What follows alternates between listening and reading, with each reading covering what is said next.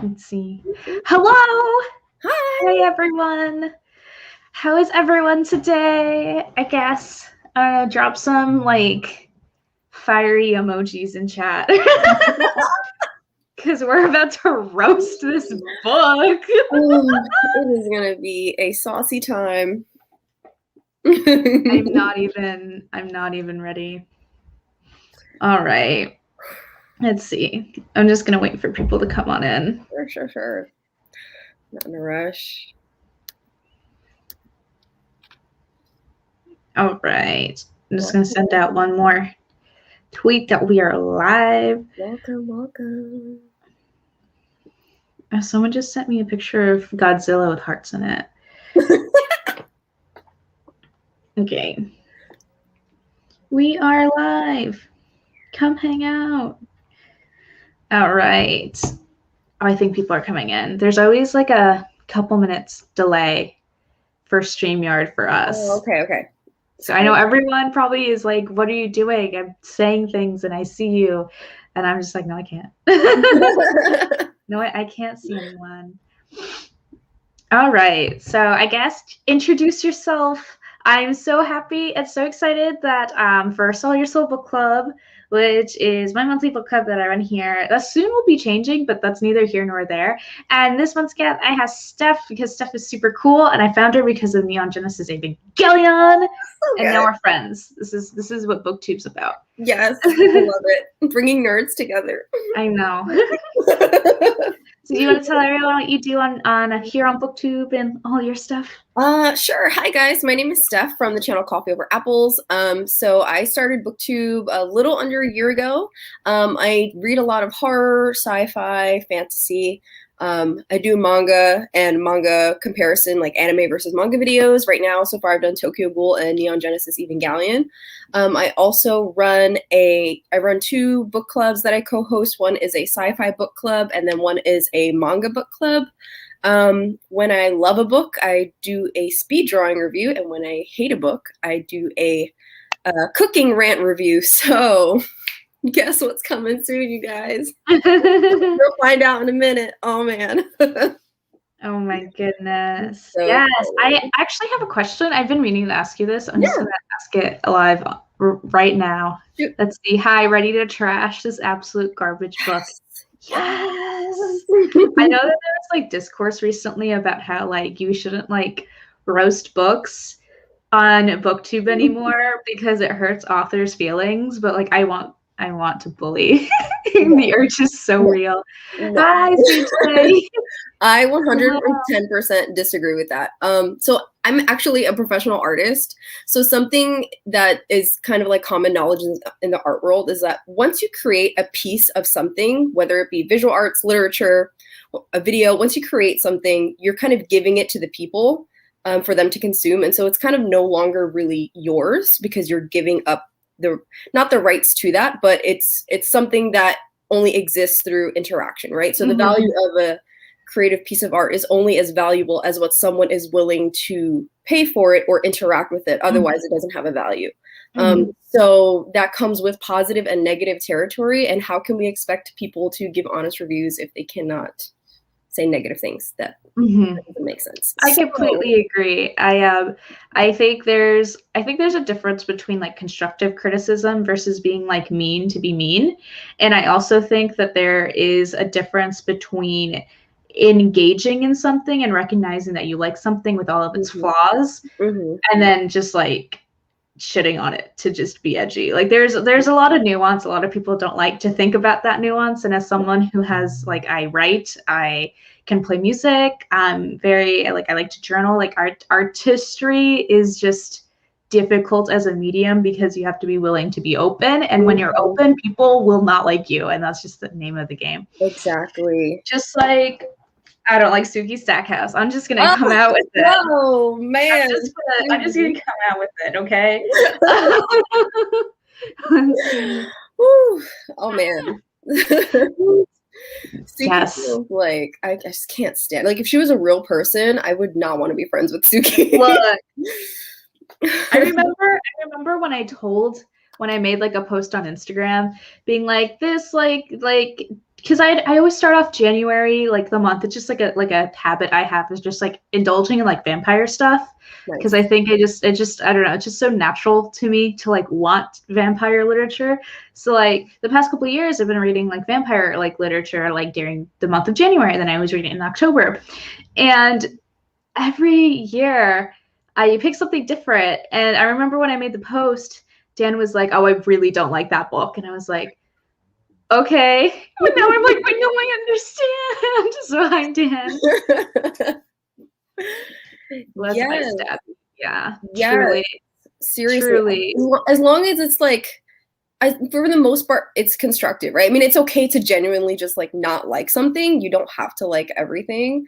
But it's not like we're gonna sit here and be like, this sucked for arbitrary reasons. Like, no, it sucked because hello. Yeah. Solid evidence, which we'll get to. Hmm. Oh, wait, one question though. Did you name your channel Coffee Over Apples because of Death Note? No, but that's a really cool reason, and I like Okay. that. I thought that's what it was. And I've been meaning to ask you. And I was like, is this like a Death Note thing? And then, yeah. But No, all I named right. it Coffee Over Apples because so I have one of my, aside from being an artist, I'm also a teacher, and like, you know, people always give teachers apples, and I'm like, I kind of prefer coffee, but Oh. that kind of thing. But I like Death Note too. That works. Yeah, it definitely works. So Dan is our resident, what you may call it. Like he was a bookseller, so like worked at Barnes and Nobles, and soul died every time I handed that book to someone. I can definitely understand why. So for people who are just coming on in, this book we read Dead Until Dark, which is the first True Blood book, and it's by Charlene Harris, and it was published in, I believe, 2001. But let me double check that. Yeah, it was published in 2001. So it's what, 20 years old now? It's 2 decades old. Mm-hmm. And you can tell. And so here is my reasoning for picking this book is that I love Anne Rice, like queen of queer vampire stuff. I think she explores like morality in her vampires very well without it leaning into like how it can get racist, which this book did. And that was very frustrating because it's so common to kind of go down that route if you're not careful. Mm-hmm. And Anne Rice never really went there. And there was always like a lot of like higher meaning and thinking and like moral ambiguity that she like sought to explore through her terrible vampires, because they don't, obviously vampires don't abide by like human morality. And this one is just so bad. It's just so bad for numerous reasons. And that makes me so sad because the reason I chose this because they just announced that True Blood reboot. Is it a reimagining? I don't know. I just know that HBO was like, True Blood is coming back. Why? And everyone was really excited. No. And I had watched episodes of True Blood like all throughout, and I remember like liking like these characters like vaguely. I was like a teenager while like True Blood was happening, and it was like everyone talked about it. Everyone thought that like that one like werewolf dude was really hot, whose name I can't remember right now, but I remember people being like, that's like the hottest man on earth. And me being like, I'm pretty sure that's Jason Segel, but like whatever. And that's why I picked it, because I was like, oh, it's going to be relevant. It's kind of gothic. I thought it'd be fun. And it was really short. So I just thought it was going to be like super steamy vampire romance. It's 292 pages if you read the mass trade paperback. I don't know how long your edition was. You actually have a cool cover on yours. You know, I was looking forward to keeping this on my shelf because the cover is just so pretty. But that will not be happening. Well, this had like the extra piece of the second book in the back. Did yours have that? No, I think it just like ended. Okay, so mine is 312 pages. Yeah, but it has like the first couple, I think 10 or 15 pages of the second book, which also was terrible. So like Suki really and Bella are horrible characters. You know, I'm going to talk about that. I have thoughts. Everyone in this book is terrible. I have thoughts. Yes, yeah. Everyone. No redeeming characters. I feel like bad because I didn't even read the synopsis on the back until I like was home and I was like getting ready to start reading it. So I just want to just like put this out there that in this episode I will be talking about like ableist language, racism, slut shaming, fat phobia, just incest. Just a lot of bad. There will be a brief mentioning of necrophilia. Yes. Yeah, just trigger warnings all day. Yeah, just hits you like a ton of bricks. It's like, I didn't see any of that coming, by the way. Had no idea that I was going to have any of this. Yeah, I didn't either. I didn't either.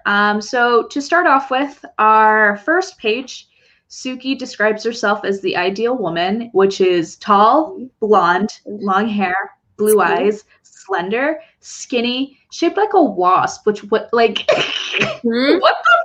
that mean? The whole I'm not like other girls, but it has to be within like the first 3 or 4 pages is when she starts calling her superpower or her telekinesis or her ability to read minds, calling it a mental disability. Yeah. My legs are strong, my bosom is substantial, and I have a waspy waistline. I literally had to ask people. I was like, what does it mean when someone compares himself to a wasp? Does it mean I was like, I would think that means that you're mean. But then it was like waistline, like a mean waistline. And I was like, and someone had to be like, yeah. And I was like, what? I was like, ew. Like who thinks of that like adjective? But even so, I remember just like reading that and I was like, this is racist. Like I was like, I have no proof of this, but like I know this is racist, like right off the bat. I am convinced that Charlene Harris is racist because there is a difference between certain characters in books doing problematic things, but you can still tell that it's something that is addressed within the story, or it may not be reflective of the author, like usually a villain or something like that. But every single character in this book was hot trash. And so like, no. I'm fairly certain that these were reflections of her personal values. Like, yeah, it's like very upsetting. And that was just the first page. And I remember literally was just like Job, like made a huge mistake. So Suki then starts telling us that she can read people's minds, and it is debilitating because when also I will talk about sex, like in this thing. Sorry, people don't want to hear that. Totally understandable. But I don't know where or when I'll try to give warnings when I start talking about that, which I'm going to talk about that like currently. Because it was like in the first chapter or the second chapter is pretty like straightforward where like she considers her mind reading abilities to be a disability, which is very not good. Even 20 years ago, I feel like most people wouldn't do that or like talk about like supernatural powers in that way. And the reason that like Charlene Harris has Suki categorize herself as such is that because Suki can't turn off being able to read other people's minds, and so she feels like it debilitates her life, and that even while she's having sex, like she can get very insecure because she can hear everything her partner is saying.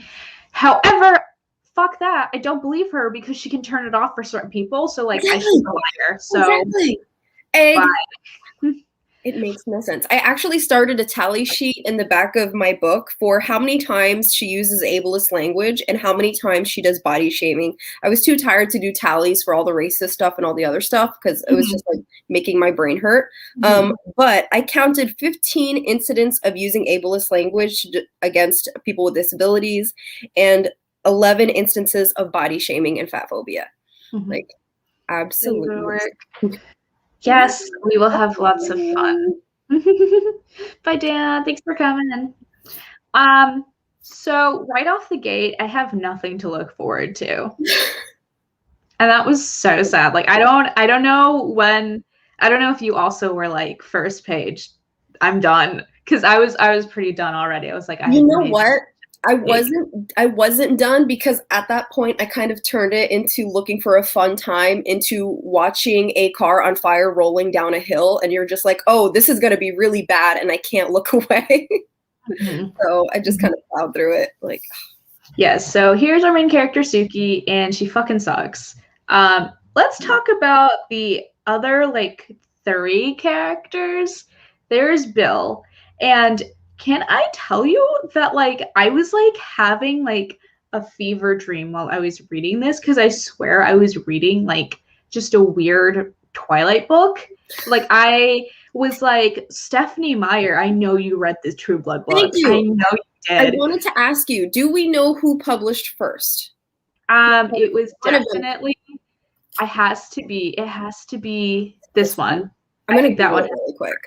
Yeah, I'm right? Me for Google. 2001, because someone copied the other. Like, there is no way. Absolutely ridiculous. When was Twilight published? This was so bad. 2005. Oh, there we have our answer. Like, absolutely. Yeah. Ridiculous. So for people who didn't read this, for people who read Twilight, I think a lot more people are familiar with Twilight. Like, Twilight is about a girl named Bella who finds this vampire teenager named Edward, and he can read everyone's mind but hers. And he finds her intriguing because of that soul aspect. And then they fall in love. And then here, Suki Stackhouse is a human that can read people's minds. Who finds him interesting because she can't read his mind. Yes. Oh, so creative. Oh my goodness. Worlds collide. When they collide. Oh, and there's also werewolves who are also lusting after our main character, who also thinks that she can't, who for some reason, after calling herself waspy and describing herself as a beautiful Anglo-Saxon woman, can never get a boyfriend for some reason, yet all of these supernatural beings are lusting after her. My God. Someone it's the definition of I'm not like other girls. I'm built different. Let's see. Spider-Man meme, but it's Bella and Edward pointing at each other. Yeah. Literally that meme, and I'm crediting you.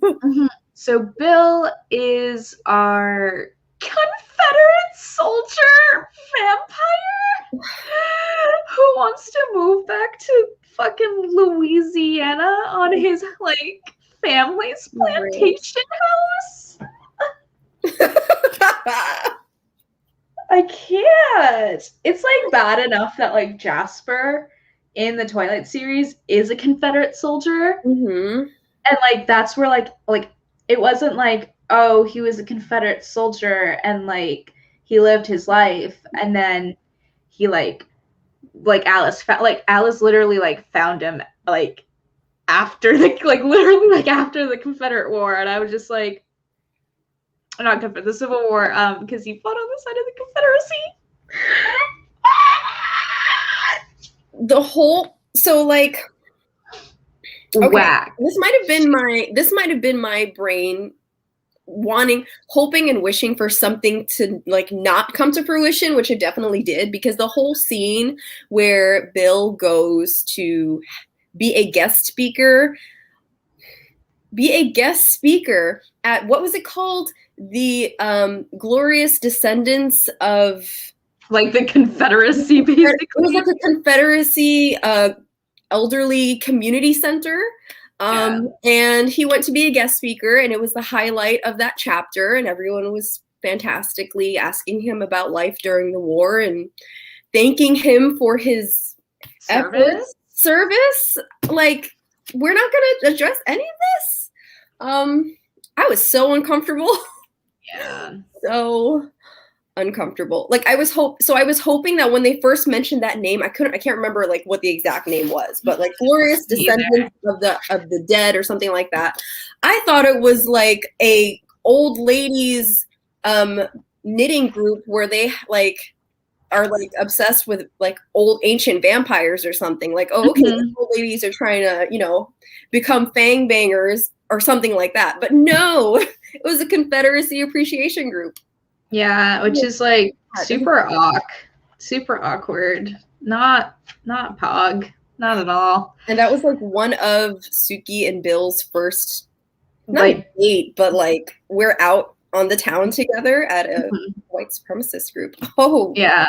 whoa. You live for centuries and not think I may have been on the wrong side. How sweet. See, here's the thing. A good writer would have probably been like, hey, as a youth before I became a vampire, I was a bad person because this is where I was. And then obviously now that I've lived longer, most modern day vampires would probably take that, and instead of making you sympathize with like the Confederate soldier version of him, he would recognize that living amongst humans has given him some type of morality and that he understands what he did is wrong. And that's why he wants to fuck a human now. You know what I mean? Like, it would have been like, it was a very natural like progression to like, to it's like, it could have just gone that way, but then she just like didn't. Swerve. Charlene Harris said, bump that. I'm gonna She chose violence that day. She chose violence when she wrote this. And that, I think, out of so many wrong scenes within this book, the people who read this in the beginning, in the first half of the book, and said this would make a good TV show. I think the TV show is completely different. Like, right, from what I hear and from what I remember, I like don't remember these things. So that's not good. It's not. I hope that none of this was in the TV show. It was, oh my God, my blood is boiling. It was I know. Okay, so speaking of racist, can we stay on the topic of racism in this book? This book is so racist. This book is really racist. I was so angry. Oh my gosh. So there is one person of color that is a queer stereotype, so that's like never fun. And Charlene Harris like writes like him to engage in derogatory like language towards himself and to others in like a classist way, which is like not fun. And I like will not quote or like repeat any of like the way in which like people are referenced, but like it's like there's racial slurs, and then there's like pretending that what you're saying is the correct way to say things because you don't want to seem racist, but like you are racist. And that's like how this book exists. It's as if, and it seems almost like fetishy the way that like that we were talking about the like Confederacy group or whatever, the way that they talked about vampires and people of color seemed incredibly fetishy and like overtly just gross. And I felt super uncomfortable reading it because it was bad enough to have like characters talk about themselves like that, but then to have our protagonist engage with them on this level of like that's just normal, like just like the overt racism of like this like white plantation town that like still like they're the Blue Lives Matter people. Like these are the people who are like if they lived today, they'd be like, no one's gonna take our Robert E. Lee statue away from us. That's like the town she lived in, which is like, you have a really cool setting like Louisiana that is so culturally diverse, and you could have so many like, and like a place that could be like so progressive in your world, and you choose to make it just so racist and so not diverse, because I don't think Charlene Harris knows anyone that's like not white, probably. This was, she clearly put these in here.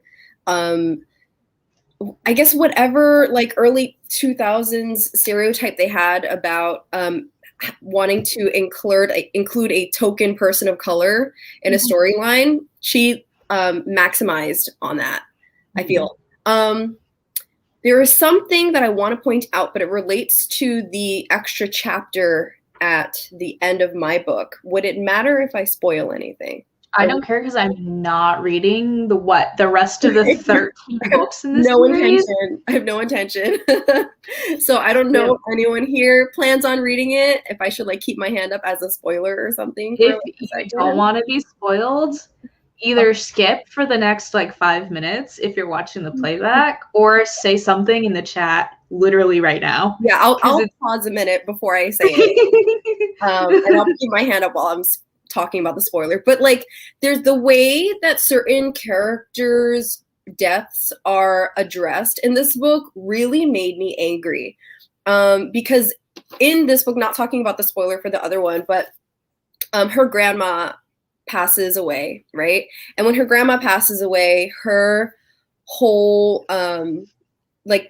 her restaurant closes, everyone comes to the funeral. It's like this huge thing. Suki's really moved that her boss came down and stuff. Not that he's not trying to get in her pants, but whatever. But when a coworker passes away, and I guess I don't see any objections because now I'm going to hold my hand up and talk about spoilers. And when the only person of color who works at the establishment also passes away in the first few pages of the second book, they're literally like, oh, okay, guess we got to find another cook now. Can you go wash the dishes while I make some phone calls? Like, I'm sorry. What? Like, and the fact that every single character of color has been killed off.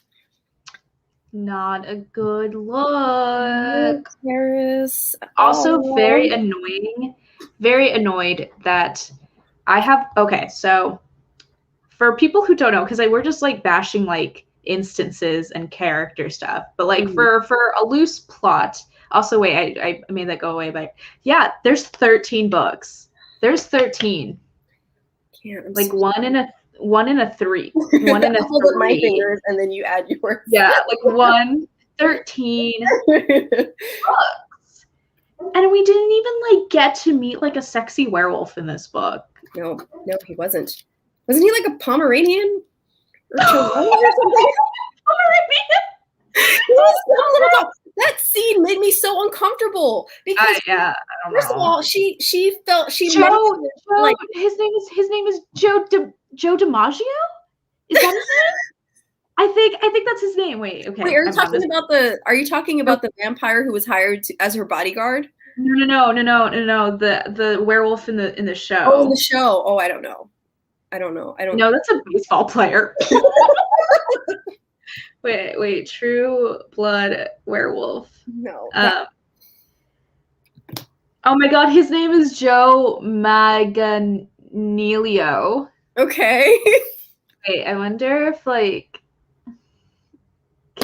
That's not how I imagined him in my head, but okay. That's the werewolf man. You're like, no handsome guys like me. Oh, it's so different. Anyway. Yeah. Awful. It's awful.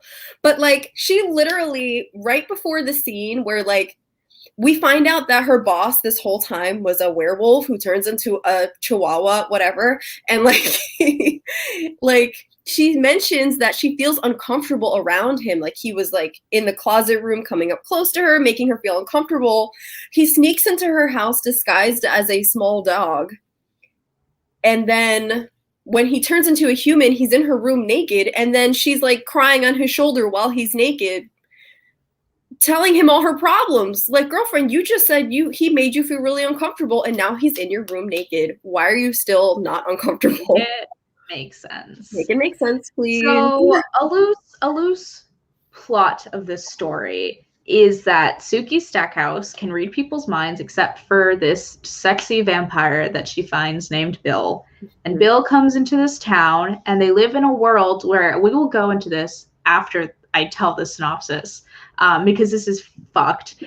They live in a world where vampires exist and occasionally can...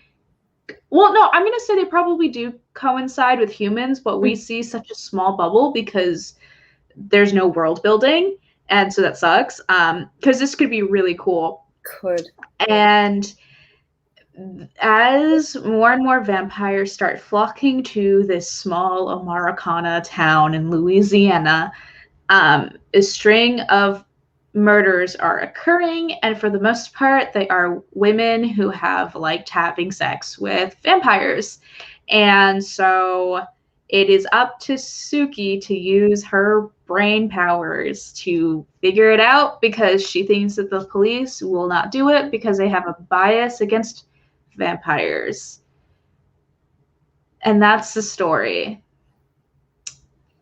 So, can you see how excited we are? So there's a lot to unpack there. Anyways, why? Okay, so I have so many thoughts. So vampires coexist in this world, right? They describe the way that like Harris talks about having like the vampire virus is how I feel like people in the 80s talked about like the AIDS or like HIV crisis. Exactly what she did. And it's really uncomfortable because like now we know, especially because like I'm a like a queer person, so like I know like a vague, like quite a bit of history, and like the preventative measures that were not taken because people were homophobic and transphobic and just thought that AIDS and HIV like was like you were like devil's spawn if you like had this like these ailments. So it's like people can't help that, but like whatever. And so these humans can drink like or these vampires can drink like synthetic blood so that they don't actually have to like hunt other humans, so that they can just like live.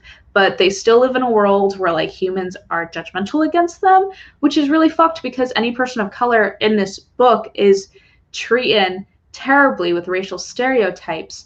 But her placeholder for like exploring racial tensions exists between like interspecies for the lock. I don't know what like for supernatural creatures versus like human creatures. I don't are you technically a different species if you're a vampire? I'm not really sure about like the genealogy of all of that. I don't think they are, because there was a certain section of the book where they were talking about how the genetics between humans and vampires were somewhat similar, and how they can, go to similar hospital services.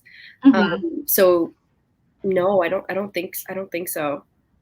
But she had this amazing, all these opportunities to build this amazing world, like you said, like even with the idea of, we learned about these companies overseas that were creating this synthetic blood, and we know enough about the world to know that they have certain functions within society, that they're at a certain point, at a certain level, acceptable, and that it's just like I feel like every possible thing that could have been a positive just got strewed into a negative. Like, why are we doing this? Yes, so that really bothered me because we like that's how it is, and then later on in the book they start because spoiler alert, like one of her co-workers is he's a shapeshifter, and he can like change into whatever, and then she's like, but I thought like the scientists said that like it was just like a weird virus that you guys got. So like it's like this world has used science it was just like this little sprinkle. It wasn't even like in depth. It was just like this little like scientists may be lying to humans just so that there's like a rational reason as to why vampires can live amongst people. So like don't freak out about it. But like if people are just born like that, then like Suki has no reason to like ever feel insecure and or like she is like some sort of societal burden in the rest of the books. If she knows this knowledge, like if this knowledge that like people are just supernatural and they can just be born like that, then her being able to read minds suggests that she shouldn't be human, and means she should find other people that are probably like her.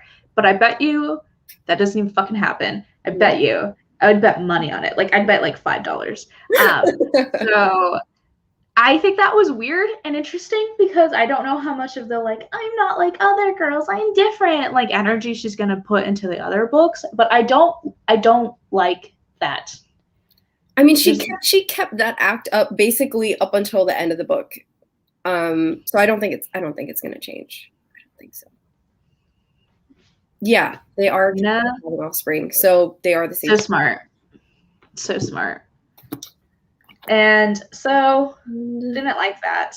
Nope. And then as the story progresses, aside from Bill and Suki's awful romance, like it's just so disappointing. I want to get into the nitty gritty of like the murder mystery, like the thriller aspects of like small town murder mystery is one of my favorite things to engage in because Twin Peaks is one of my absolute favorite shows. And I know it's super annoying that for people to always hear me talk about Twin Peaks, but I do think it sets like a precedent for like small town murder mystery. Like I think that is usually the golden egg that people refer to. And one thing about Lynch's small town stuff is that while a lot of his work is very white, and that's very unfortunate, he was always very intrigued by like looking into the underbelly of like middle class America and about like the crimes and ailments that plague like seemingly nice small towns and how rural America is inherently disgusting and gross and grimy, and there is a layer underneath like those picture perfect suburbs, and there's like that kind of vibe I feel like they were like Charlene Harris was going for when the murders of these women started to occur. And as we discover our first couple murders, they're all women who engaged in with sexual intercourse with vampires, and the language around people who are interested in vampires makes me not happy. So I don't know if it bothered you, but every time she wrote that like people who like to have sex with vampires as like fang bangers, I like wanted to yeet myself out of a window. To be honest, everything that she wrote bothered me. So by that point, I was just like, just another check in the list. Leave it to Charlene Harris. Oh my god. Yes. And it was so. I told this in our Discord chat where I was like, I feel like she wrote what she thought was steamy enough for white women who go to church to accept, because Bill and Suki, I'm going to talk about sex. Talk about it. Bill and Suki have sex. And when they have sex, it is great and good for Suki, and it is interesting, and she finds more confidence being able to like engage with another person like this and to finally like have her brain turn off, so to speak, and enjoy like a relationship with someone else. But every single time another person has sex with a vampire, they are considered dirty and impure and disgusting and gross. And it's like, it's okay when you do it because you're Miss Perfect. But in your world, everyone else who does this, there is no leeway for sympathy. And I do see that Suki has more sympathy than the other characters. Hi, Brian, in the book, but like the cops in this town, the people investigating these murders do not feel the need to figure out what's going on with these women who are obviously being targeted for having like the same, I think they call it like the same like ailment of like liking vampires. Did they call it an ailment? I don't remember that. But I don't remember what they call it. It was like something like that though. It was something like, well, you know, just like it's a fetish. So yeah, they like all had like the same like oh, don't like taboo like kink or whatever. And all of that compounded is incredibly slut shamey, and it reeks of like internalized misogyny that the only people who are allowed to keep their innocence and purity and allowed to like still exist as like these beacons of lights is your protagonist, but anyone else who does it is filthy and like not of God. And like I speak with this sort of language because Charlene Harris writes Suki to be a very incredibly religious woman. And so it's just frustrating that there are so many things awry. I know you also noticed a lot of the like sexism, and so if you want to talk about anything. Absolutely. Like that doesn't just, those same moments that you're referring to don't just happen with the that the fetishization of individuals who have what she considers to be an overly promiscuous life, which again is okay for her, but not okay for anybody else. But every single time that Suki ever mentions another female who's not her grandmother is referred to as stocky, blocky, pudgy, either their hair is too frizzy or there's just something wrong with them. Mm-hmm. And oh my God, it's just bad. There was a female cop when Yeah. her waitress coworker was murdered, and there was a female cop that was looking into it, and Suki's like first language was like, oh, it's so nice that there's like gonna be a female working on the case, because I don't want any like man to like come in and see a woman like in this condition, because the way that she died was like, it's like insinuated that it occurred like after like a sexual encounter, or it was like poised as such. And then her next thought is like, she's kind of big. And I was like, Yes. ew. Yes. And also there was something, I don't know if I can find it in my notes, but there was something in that same scene where Suki was reading the mind of the other cop. So the female cop was, I'm pretty sure she was Black, or she was at least a person of color. And the male officer was white. And she made a comment about listening in on his thoughts, and how every time she would listen to his thoughts about how he had felt like he had to be careful what he was saying because the female cop was like getting very aggravated. But it felt like she was playing onto this like angry Black woman trope, which is just like, I feel like it's just kept sinking lower and lower. Like that was completely uncalled for, completely unnecessary. If anyone was being the most decent in that situation, it was probably the female cop, because she was just there to do her job. And there was also that creepy guy who crawled out of a window and was comforting Suki while she was crying into his shoulder, even though he was like trying to touch her butt. What was up with that? Yeah, that was like really weird. That was very strange. There's just a lot of weird in this book. A lot of things that don't make sense. It also aggravated it. So I am not like a Zack Snyder defender in like any shape or way form, but I do legitimately like the Watchmen adaptation, right? And Silhouette is the one we lost a viewer. It's so funny. It's probably not because of them, but I thought it was so funny. And one of the like worst scenes in cinema, and I like watching this movie, is like the Silhouette death scene in like the beginning, like in the like beginning montage of the movie. She is a queer woman who like a murderer comes in, murders her and her girlfriend like while they're in bed, and like they write like slaughter or whatever like in their blood on the thingy. Sorry, that's like really visceral. I should have like told people I was going to talk about that. I mean, at this point, I feel like the entire book is pretty visceral. So don't. The only reason I bring this up is because these deaths of these women are kind of like to that same caliber that they found in these really awful situations, and they were like murdered, and like their murders are like justified by their sexual activity, which is very like prominent in our like. I feel like back then it was a lot worse. It's still very bad today, but I do think there have been a lot more conversations about like rape culture and the glorification of like sex and death and like and all of that stuff. And it's like it's so depressing. I was so depressed reading about like it was like ew, because in Buffy there is an episode.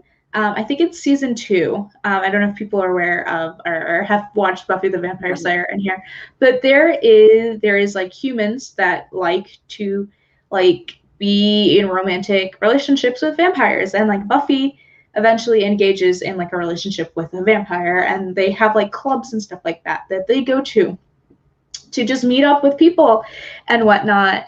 And instead of these really cool like nightclub scene like in Buffy where it's like these people are kind of like weird but like they're like their own thing, they're not very harmless.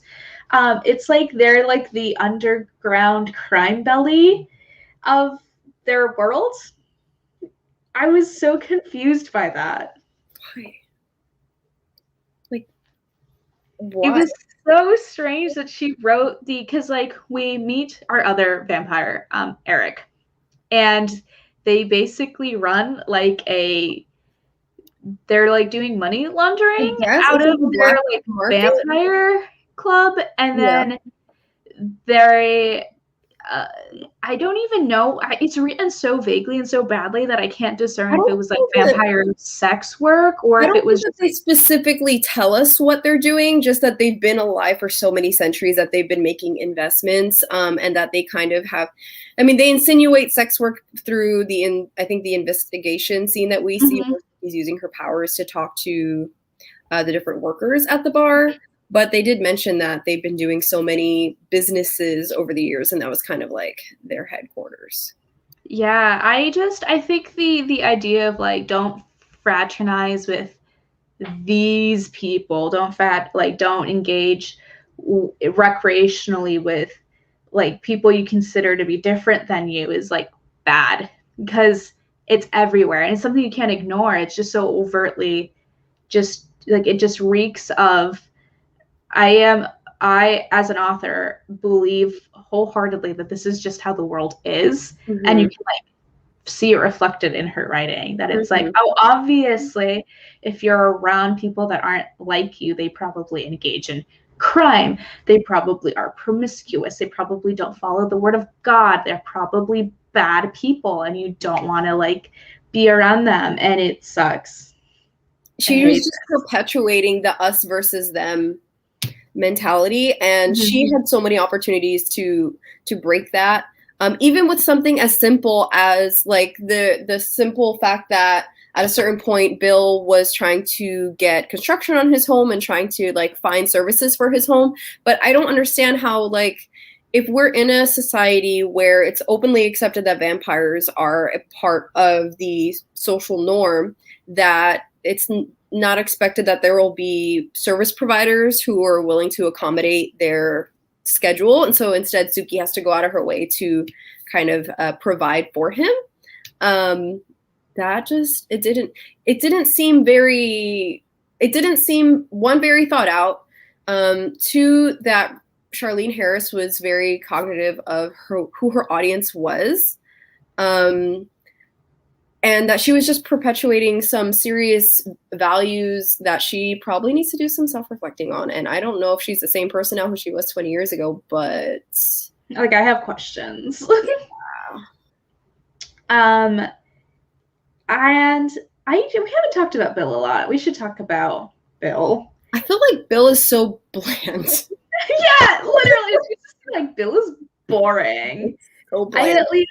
I love like Anne Rice, like Lestat and Louis. They are so intriguing. They aren't just creatures of lust. I mean, Lestat definitely is, but he is conniving and he is mean and he's manipulative and he does not abide by like the human standard of morality, and he is like willing to like justify murder if he can get what he wants. And Louis is a vampire who is tortured, who is very much like in the angel way of in Buffy, where they want to rectify like their sins against like God and against humanity, and they want to be better people, and they want to be like civilized in a world that doesn't accept them, and they like the idea of like vegetarian vampires who do not hunt humans because it's not their place to rob them of their life because they're immortal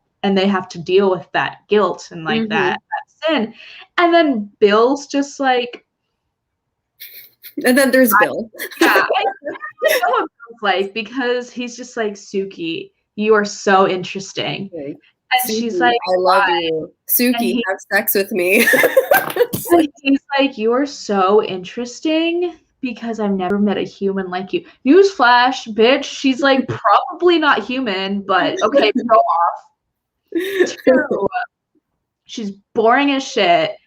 Bill you have nothing to your name besides the fact that you're a vampire. I think he's supposed to be like the gentleman stereotype, where like he's just like supposed to like he comes in and he just sweeps her off of her feet with his like ungodly like human beauty, and he like sleeps in the ground.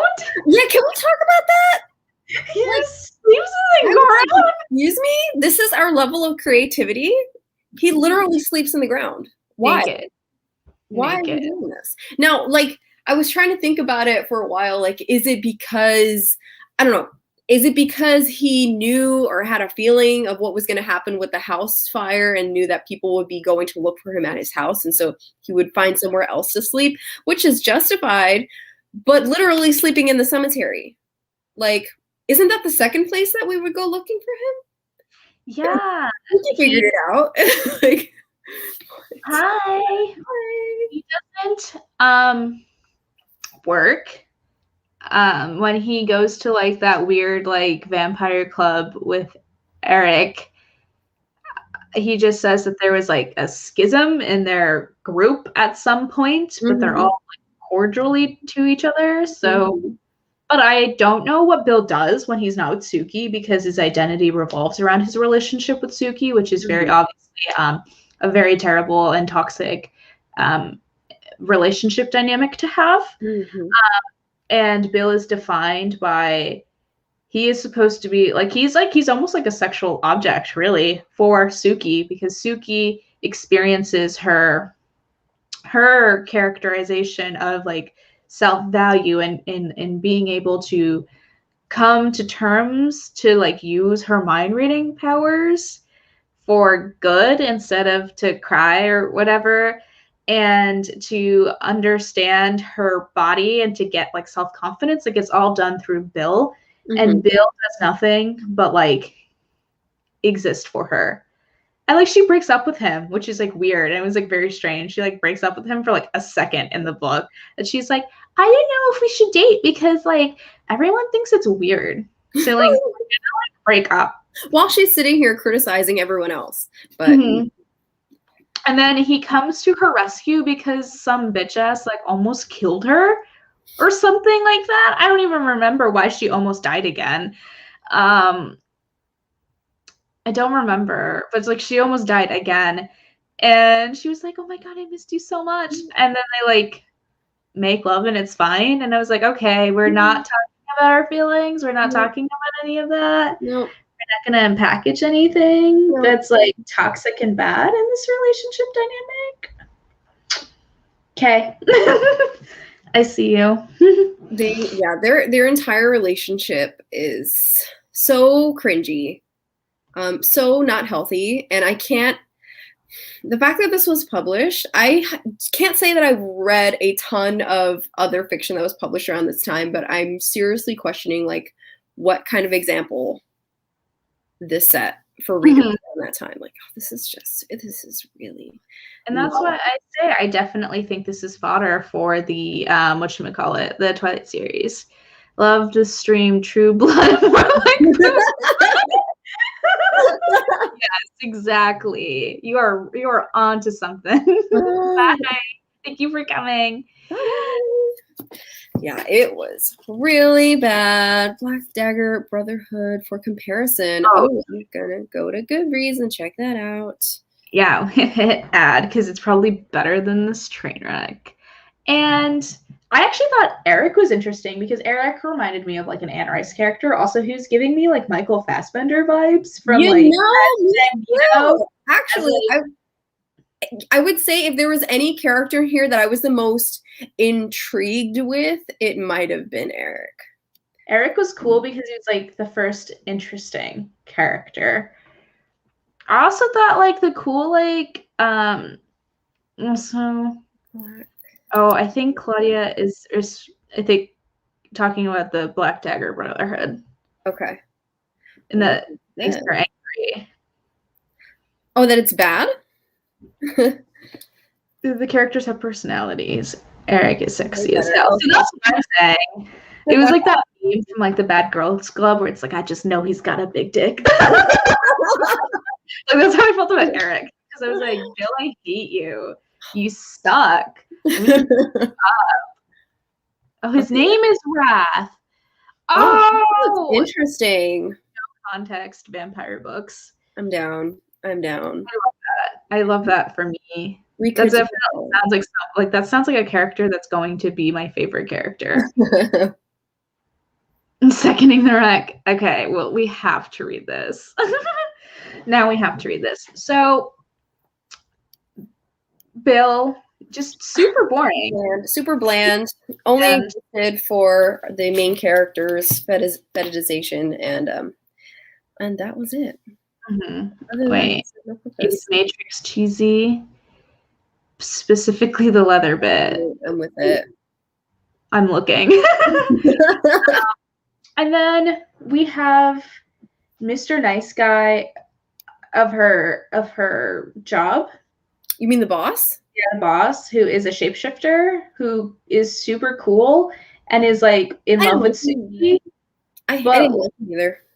But like he could could have been super cool because he's a shapeshifter, and that's like cool as fuck. Could have been, but he also had so many situations where he was present when there were other characters making actions of saying racist or misogynistic or fatphobic comments, and he was just like, yeah, and then on to the next one. Like, yes, his name is Sam. This is your establishment, good sir.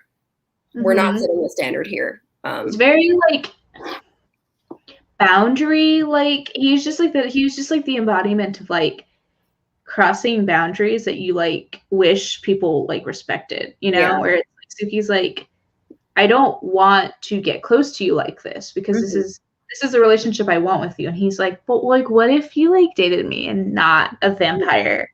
Because like that's illegal and you shouldn't date a vampire. And she's like, how about you mind your fucking business? And he's like, I'm gonna pretend to be a dog so that I can protect you. And she's like, okay. That. And he's like, to protect you. And then she's like, okay, that makes sense. This jackass is stupid. Hello. Hi. And I just, you know what's weird is that there's so much like sex shaming and there's so much like nudity shaming. Like even Suki like feels insecure about her body, and it is through Bill that she becomes comfortable. And I'm not like, I was like, I think it's okay if like a partner can give you confidence and stuff like that. But like the value of herself is completely tied to how desirable she feels to Bill. And that's like, that is like, getting to some mirror territory there. I feel like Suki has no character development throughout this book.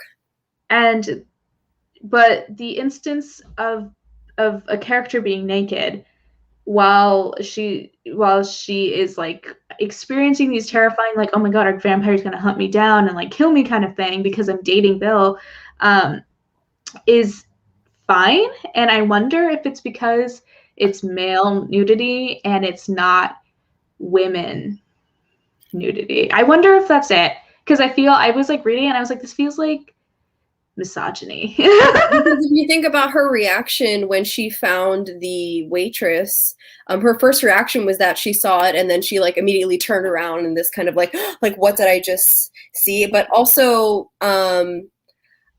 you know, I mean, I feel like the shock, regardless of you turning around and there's this like dude naked in your bedroom, and you're just like, oh, hey friend, like you just told me. Especially because Suki was like, please respect my boundaries. Yeah, like where did any of that go? Where did that potential for self-development or you know, it all went out the window. Suki is Suki is the self-insert of the author and her ideals, right? Yes, we literally like talked about this like probably 20 minutes ago. Yes, we did.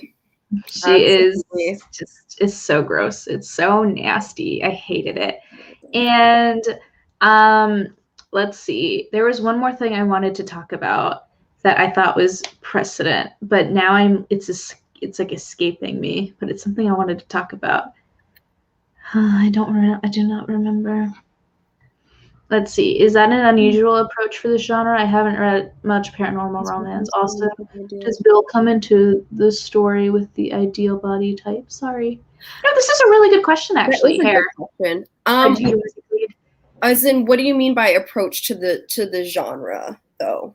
What do you think that you're referring to? Does he come with the ideal body? I mean, I feel like Suki's thirsting after almost every guy in the book, so I don't know whether...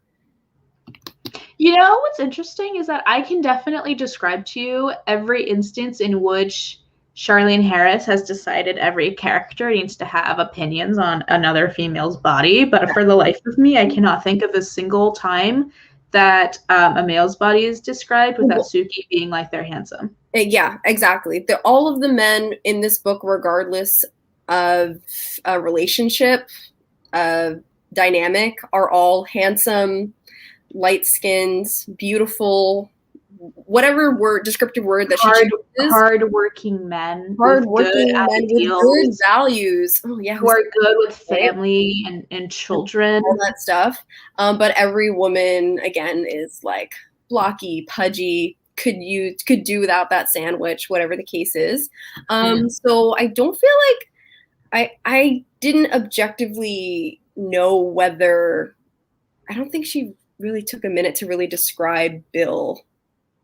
Yeah, because her ideas and her like, that's probably something not like the author herself doesn't engage with, and doesn't, because it's like it's like that internalized sexism where it's like women are supposed to be catty and judgmental of other women because you want to be the most desirable, you want to be the prettiest, you want to be the smartest, the most liked, and then every man like is like, you have to be respectful to them because they are beacons of family, of structure, of home, of your city. They're the ones that are like going to help you when you have a problem. And the internalized misogyny, man, like it's like it feels, it's like, why am I talking about like Mad Men like dynamics from like the 50s, like in this book that was published in 2001? Like, because she's carrying all that energy with her. It's like, and also every woman whose hair was not blonde and straight was described as frazzled. Ew. Very confusing. Yeah. Very gross. Not a good time. Oh, I remember what I was going to talk about. Was it the brother? Because I want to talk about the brother. Yes, it was that. Literally. Oh. With my eyeballs, I know. I need to like. That was handled so poorly.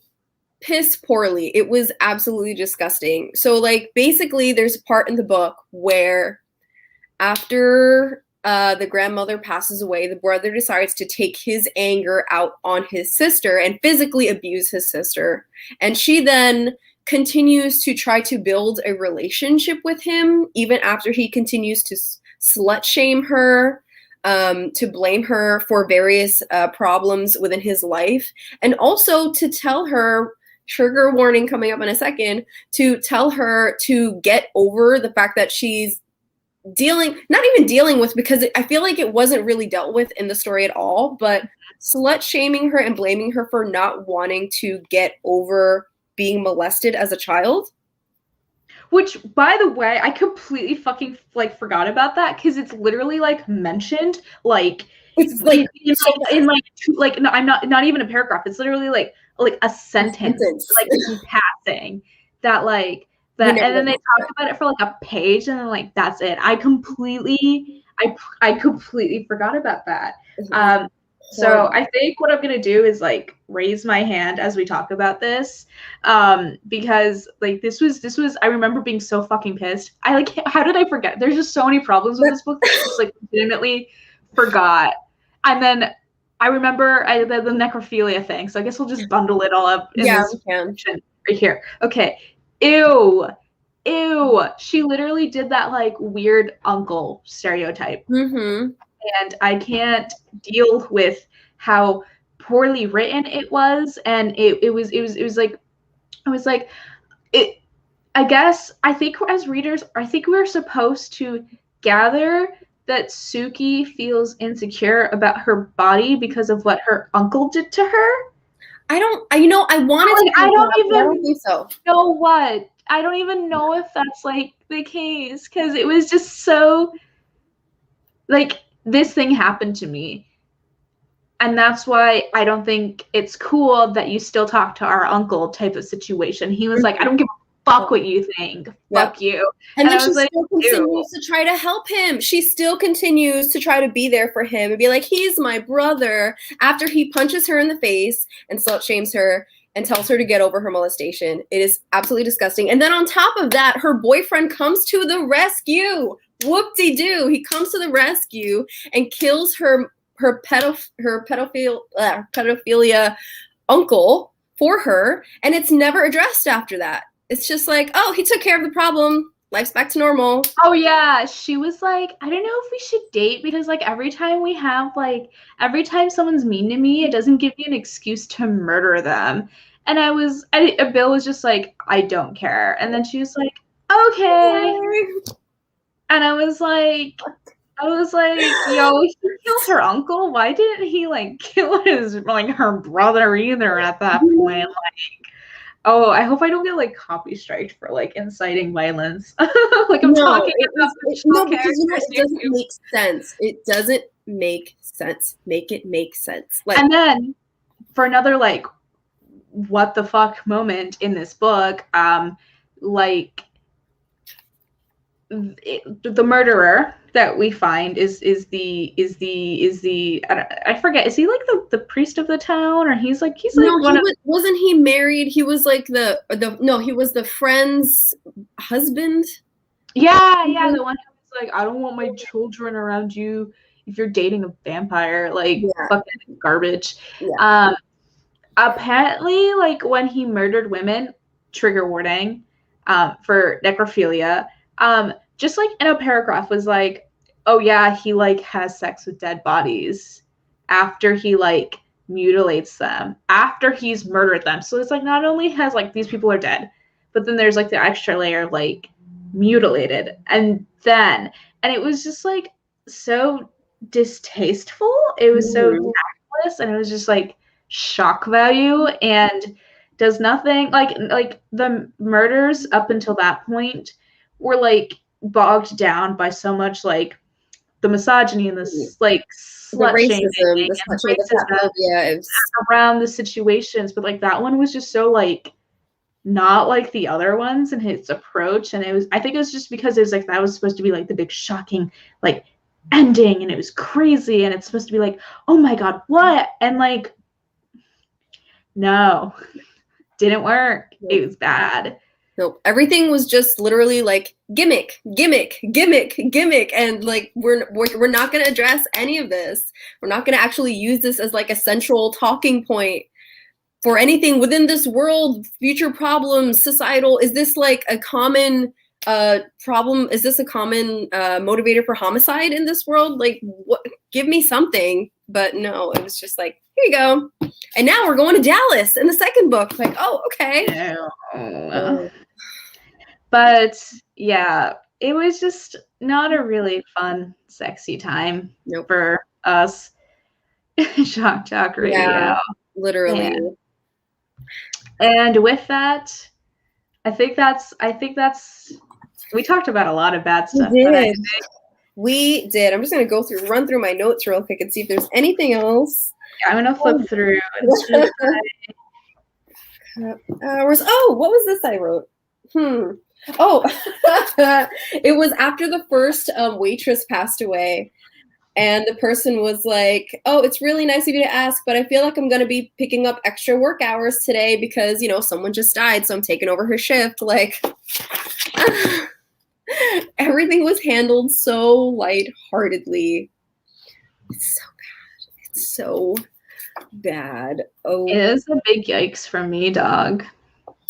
Not good. Not good. Uh-oh. Stinky. Up until when was Charlene Harris still publishing these books? Like, up until what point I can find that out. Were they still allowing this abomination to continue? Because 13 books is a long time. Let's find out. I think it's called like the Suki Stackhouse series. Like, okay. Yeah, a Suki Stackhouse novel. Suki Stackhouse books. And there are 13 of them. It's called the Southern Vampire Mysteries. I guess that is the name of the series. Southern Vampire Mysteries, also known as the True Blood novels and the Suki Stackhouse novel. So I guess they've been rebranded a couple of times. Okay. And then the last book was published in 2013. So I like base a book per year. Oh. Had a TV show, and then May Get Dish where a line cook beats up sick dudes. Oh my gosh, I forgot about that. That was mentioned in the last chapter of the it gets worse. Oh, it gets worse. Wait, did I forget something again? No, it's not your fault because it's in that special like preview like second book. Okay, yeah. So the spoiler alert, I don't think it's a spoiler alert at this point, but so in the preview to the second book that we get, right, we find out that the cook was murdered, right? And Suki happens to be the person who finds them. Come to find out that certain characters are saying that the reason he must have been murdered was because he was gay and attending and a very active member in polyamorous relationships. And that, like, again, I feel like we're going into territory that Charlene Harris clearly has no business discussing, because she's not going to do it in a tactful way at all. She's not going to be open to people's relationships and open. I don't want her to go anywhere near this topic. Charlene Harris, this is not your place. She's like the antithesis to Anne Rice. Yeah, it's absolutely horrible. No character in that section addresses that, you know, that person's sex life is absolutely their business and is not a justification for them to be treated in any such manner. And everyone's just like, oh, well, that makes sense. Yeah, being not cishet doesn't give you the right to like allow someone to be murdered. No. Heard it here first, guys. Like, it's not. That's awful. Awful. Ew. But in case there was any hope for the second book, just let it run out the window. It doesn't exist. Do not engage.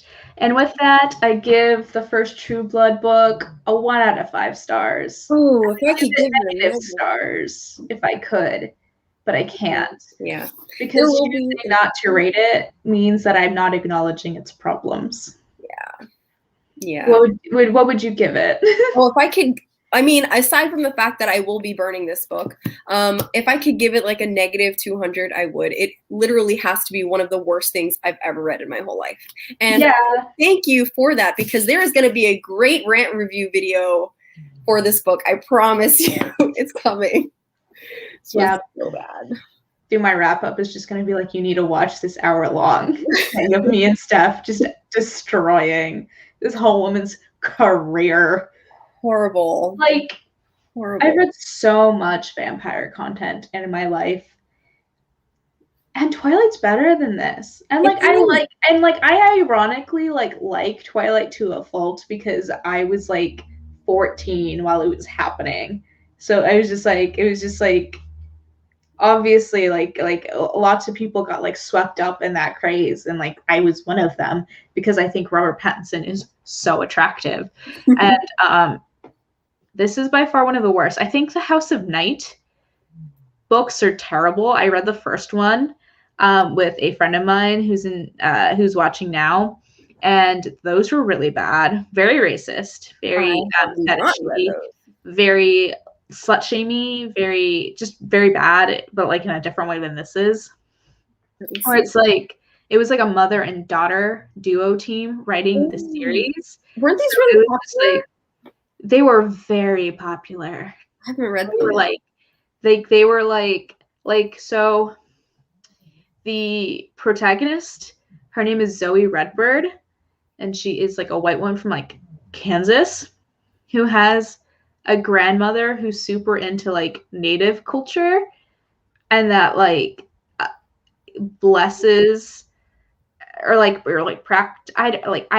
practicing, and she's like half Cherokee, and that like this like epitomized beauty of like blue eyes, white, like long black hair, like not like other girls, has like slight exotic features because she's like half Cherokee, goes into and is supposed to be like the most special like vampire, and there's a lot of like lifted like cultural mishaps that it's like they take a bunch of like Egyptian like cultural myths and like some Greek stuff and like mash it all together in like their like vampire culture, and it's like every person of color is described like in reference to like coffee colors and or like candies, where it's like my skin would have been described as like caramel type of stuff. So just like ew. A lot of feminization. Yeah, just like a lot of ew. And I'm just so disappointed. I'm just so not happy. Great live show though. Yes, it was really So fun. grateful. Yeah. I don't know, is there any final remarks that you have about the first book? You know what? I'm glad I read it, and I'm glad that when I put out a call for some vampire goodness that you answered, because I actually like this reading vampires in the wintertime. It feels very fitting. This is gonna be my new thing. It's like I read The Raven Boys like in December because it felt right. You know what I mean? Where I was like, I feel like this is like a winter book. It's got like some supernatural stuff in it. So I was like, I don't know, I just feel like I need to read supernatural stuff like when it's like cold outside. Yeah. If that makes sense. I don't know how to describe it. But final thoughts is I allow everyone in chat to burn this book tonight. Yes, please do. It is horrible. And if you're under 18, do it with parent permission. But it's just so bad. And if you had any interest in reading this book, just watch this video from the beginning so you don't have to. You're like, hey, I wonder how that True Blood reboot's gonna be. Maybe I'll actually read the books because I liked the HBO show. Don't do it. Save yourselves. Yeah.